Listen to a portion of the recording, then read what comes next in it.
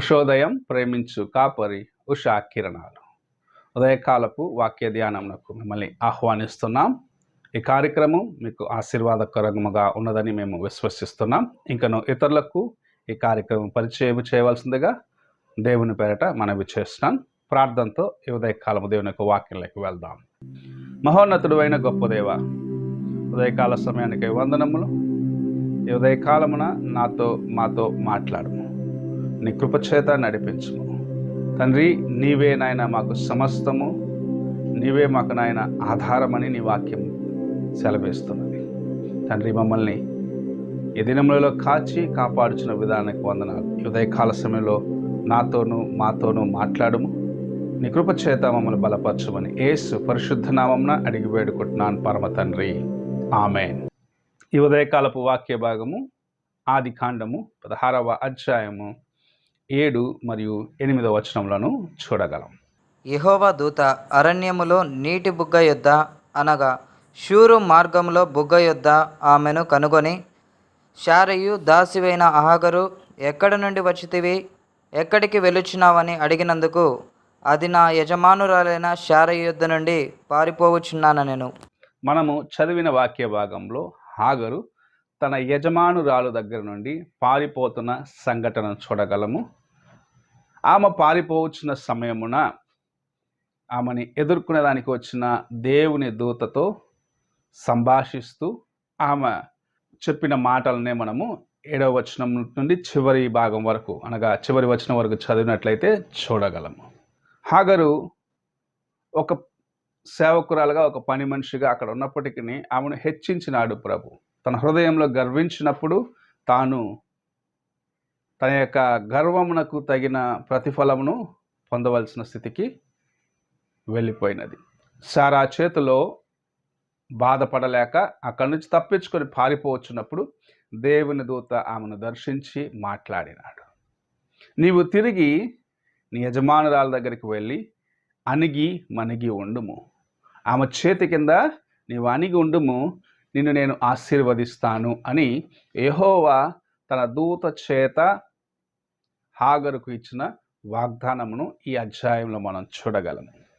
అనేక సార్లు ప్రభు మనల్ని హెచ్చించిన వెంటనే మన పాత స్థితిని మర్చిపోయి, నిన్నటి వరకు ఉన్న స్థితిని మర్చిపోయి, అనేక సార్లు నాకన్నా గొప్పవాడు ఎవరు అని గర్వించే వారిగా ఉండకూడదని ప్రభు మనకు ఈ కార్యంలో నేర్పిస్తూ ఉన్నాడు. నీవు ఎంత ఉన్నతమైన స్థానమునకు హెచ్చించబడినప్పటికీ నీవు ఇంతకు ముందు ఉన్న పరిస్థితిని మర్చిపోయినట్లయితే, ఇంతకు ముందున్న నీ జీవితమును నీవు మర్చిపోయినట్లయితే, నీకు ప్రభు ఇవ్వాలని ఆశించిన సంపూర్ణమైన ఆశీర్వాదములను నీ జీవితంలో నీవు సంపాదించుకొనలేవు. హాగరు యొక్క స్థితి అలాగనే ఉన్నది. తాను గర్భవతి అయినది, తన యజమానురాలైన సారాకు గర్భము లేదు, ఇంకా నేనే సమస్తం అనుకున్నది. కానీ దేవుని యొక్క వాగ్దానము అబ్రహాము సారాకు ఉన్నది. వారికి వాగ్దాన సంతానాన్ని ఒక దినము ప్రభు ఇస్తాడు అన్న కార్యాన్ని మర్చిపోయినది. అది ఆమె యొక్క జీవితంలో ఆమె చేసిన ఒక పొరపాటుగా ఉన్నది. తాను ఉన్న స్థలం నుండి పారిపోతుంటే, తాను వేదన అనుభవించలేక కష్టాలని, తన యజమానురాలు తనకిస్తే కష్టాలని అనుభవించలేక పారిపోతుంటే దేవుని దూత దర్శించి నీవు తిరిగి వెళ్ళి అణిగి మణిగి ఉండమన్నాడు. మనము కూడా అలాగనే మనమున్న స్థితిలో నుండి హెచ్చించబడ్డాము అని గర్వించకుండగా, ప్రభు మనల్ని ఆశీర్వదించ కొలది, ఆయన మనల్ని నడిపించే కొలది దీనులుగా తగ్గించుకొని ఆయన యొక్క మార్గంలో నడిచినట్లయితే ఉన్నతమైన ఆశీర్వాదములను ప్రభు మనకు ఇచ్చేదానికి ఆశ కలిగి ఉన్నాడు. నీవు కొంచెము ఆశీర్వాదం పొందిన వెంటనే వైదొలిగిపోయినావంటే, దేవునికి దూరం అయిపోయినావంటే, నీ జీవితంలో శ్రమలు రాక తప్పవు. ఆ శ్రమ దినమున నీవు ఏమి చేయాలో తోచక అలమటిస్తావని ప్రభు నిన్ను హెచ్చరిస్తూ ఉన్నాడు. హాగరు అక్కడి నుంచి పారిపోయినప్పుడు దేవుడు ఆమె కొరకు ఒక ప్రణాళిక కలిగి ఉన్నాడు, ఆమె కొరకు ఒక ఉద్దేశము కలిగి ఉన్నాడు.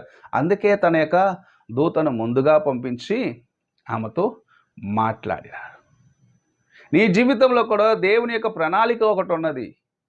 నీవు చేసిన పొరపాట్లను చూసిన తర్వాత కూడా ప్రభు నిన్ను ఇంకా విడవకుండగా నీ చెయ్యి పట్టుకొని నడిపించాలి, లేకుంటే నిన్ను తీసుకొని వెళ్ళాలని ఆశిస్తున్నాడంటే దానికి కారణము తన ప్రణాళిక నీ జీవితములో సంపూర్ణము చేయబడాలి.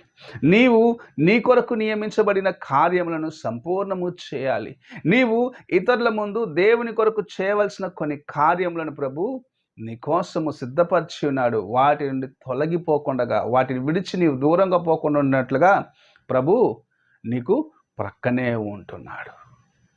నీవు ఆశీర్వాదములను చూసి మతి చెలించిన వాడిలాగా మారిపోకుండా ప్రభు చేతిలో అణిగిమణిగి ఉండి ఆయన నిన్ను ఆశీర్వదించినప్పుడు, ఆయన నిన్ను దీవించినప్పుడు నేను దీనుని, నేను అల్పుడును అని చెప్పుకోగలిగిన మనస్సు కలిగి ఉండాలని ప్రభు ఆశిస్తూ ఉన్నాడు. ఇక్కడ హాగరు ఒక గొప్ప కార్యమును గ్రహించుకున్నది. నన్ను చూస్తున్న దేవుణ్ణి నేను చూసినాను, చూచుచున్న దేవుణ్ణి నేను చూచినానని తెలుసుకున్నది. ఎందుకంటే ఆమె యొక్క స్థితిని ప్రభు క్షుణ్ణముగా ఆమెకు తెలియపరిచి మరలా తన యజమానురాలైన సారా దగ్గరకు వెళ్ళి అణిగి ఉండమన్నాడు. అది మాత్రమే కాదు, సమయం వచ్చినప్పుడు నీవు ఆశీర్వదించబడతావు, నీ కుమారునికి ఇష్మాయేలు అనే పేరు పెట్టు అని అనేకమైన కార్యములను యెహోవా తన యొక్క దూత చేత, తన యొక్క సేవకుని చేత మాట్లాడటం మనం చూడగలము. నీకోసము కూడా ప్రభువు కలిగి ఉన్న ప్రణాళికలను సంపూర్ణము చేయాలని ఆశిస్తున్నాడు. నీవు ఆయనను కనుగొనాలని ఆశిస్తున్నాడు. నీవు ఆయన ఇచ్చిన ఆశీర్వాదాలను సంపాదించుకొని ముందుకు వెళ్ళాలని ఆశిస్తూ ఉన్నాడు. నీవు ఆయన యొక్క వాగ్దానములను సంపూర్ణముగా సంపాదించుకొని ఆయన యొక్క ఆశీర్వాదము చేత నీవు ముందుకు వెళ్ళి నీవు దేవునిని కనుగొనాలి, నీవు దేవునితో కలిసి ఉండాలని ప్రభు ఆశిస్తూ ఈ ఉదయకాల సమయంలో నీతో మాట్లాడచ్చు ఉన్నాడు. హాగరు తను చూసిన దేవుని చూచినది, దేవుని యొక్క కార్యములను గ్రహించుకున్నది, తిరిగి వెళ్ళి సారా దగ్గర విధేయురాలుగా ఉన్నది. అందుకే నేటి వరకు ఆమెకిచ్చిన వాగ్దానాన్ని ప్రభు నెరవేరుస్తూ ఉన్నాడు.